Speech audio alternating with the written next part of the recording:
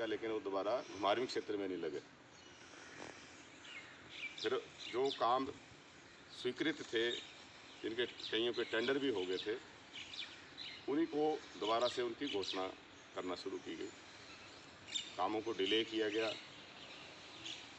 और जब आधा समय उसी में चला गया तो उसके बाद फिर उन्हीं कामों को आधा समय पुराने कामों को रोकने में लगाया, उनकी निशानियां मिटाने में लगाया, और आधा समय जो है उसका श्रेय लेने में चला गया।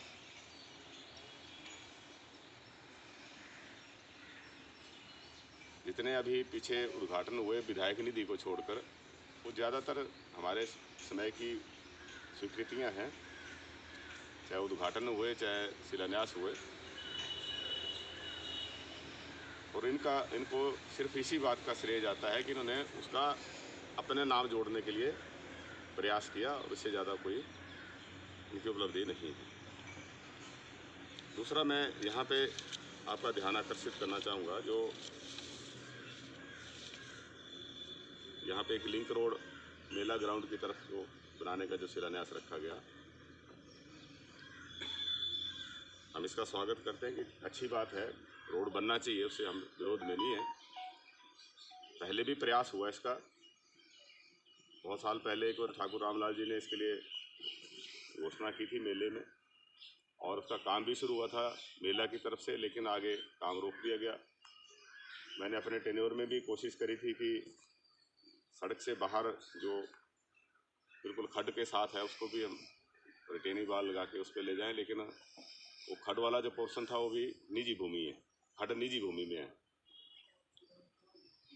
उस वजह से वो सिरे नहीं चढ़ी। लेकिन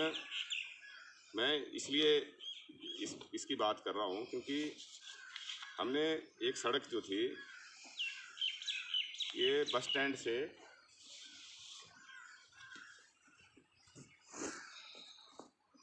पुल के लिए बनाने की स्वीकृति कराई थी, जिसके लिए 19 बिस्वा ज़मीन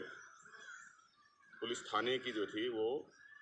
बस स्टैंड मैनेजमेंट अथॉरिटी के नाम से की गई थी। उसके लिए पैसा आदरणीय तत्कालीन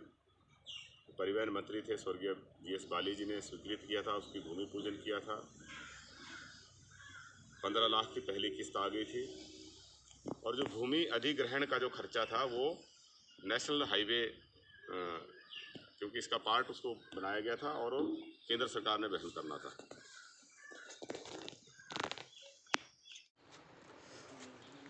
घुमारवीं के विधायक और खाद्य आपूर्ति मंत्री को मैं कहना चाहूँगा, जो उनकी कार्यशैली है बड़ी निराशाजनक रही है, और ये अपने 4.25 साल के कार्यकाल में स्वार्थ से प्रेरित राजनीति करते रहे। या तो इनका निजी स्वार्थ हर काम में रहा, या उसके पीछे कुछ जो इनके चंद पूंजीपति मित्र हैं उनकी स्वार्थ पूर्ति में लगे हैं। जितना ताकत इन्होंने अपने धर्मपत्नी को प्रमोशन देने के लिए कैबिनेट में ले जाके सारे नियम जो है वो दरकिनार कराए और एक स्पेशल परमिशन दी गई, हम इच्छा रखते थे कि वैसी ताकत ये घुमारवीं की समस्याओं को सुलझाने में लगाते, यहाँ के विकास कार्यों को आगे ले जाने में लगाते। लेकिन दुर्भाग्य से 4.25 साल का कार्यकाल इन्होंने जो कांग्रेस शासनकाल में काम शुरू हुए थे उनकी निशानियां मिटाने में लगाए रखा। यहाँ पे शिलान्यास पट्टिकाएं तोड़ी गई 50 से ज़्यादा, और लोगों में ये झूठ फैलाया गया कि इसमें पैसे का प्रबंध नहीं है। लेकिन कई योजनाएं तो उसमें से जो हैं वो बिल्कुल पैसे भी वापस हो गए, क्योंकि समय होता है। जैसे नाबार्ड से हमारे यहाँ पे डैम लगाने की 6.5 करोड़ रुपए थे, वो इन्होंने सरेंडर करा दिए। कई सड़कों के 2-3 के काम हैं तो अभी भी शुरू नहीं हुए हैं। लेकिन कुछ जो पब्लिक प्रेशर में आके जो काम हुए, अब उनका जो शेष जो शासन का इनका समय रह गया वो उसका श्रेय लेने में लगाए रखा, और हर बार जो है तर्क एक ही बात को लेकर विरोधाभासी तर्क देते हैं। उदाहरण के तौर पे मैं कहना चाहूँगा, जैसे बस स्टैंड से जो एक वैकल्पिक सड़क जो थी वो बना रहे थे, तो उसमें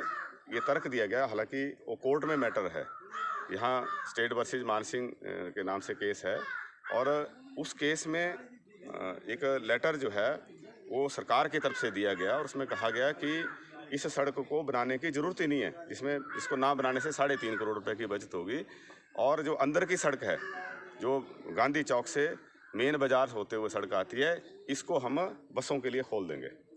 अभी भी आप जानते हैं कि सुबह शाम उसमें या दिन में भी कई बार जो है उसमें जाम लगता है जब छोटी गाड़ियाँ उसमें चलती हैं, और अगर बसें चला देंगे तो पूरी तरह से जाम हो जाएगा। तो इतनी व्यवस्था ही नहीं उसमें है कि बस उसमें चल सकती है। तो उसमें तर्क दिया गया कि हम इस सड़क को ना बनाएं, 3.5 करोड़ की बचत होगी, और इससे जो है अंदर वाला जो सड़क है इसको चालू कर देंगे और समस्या ट्रैफिक की ख़त्म हो जाएगी। और अब उसका विरोधाभासी तर्क दिया गया, क्योंकि अब ज़मीन एक्वायर करने के लिए जब डीसी ने पीडब्ल्यूडी सेक्रेटरी को चिट्ठी भेजी तो उसमें कहा गया कि जो अंदर जो है जाम लगता है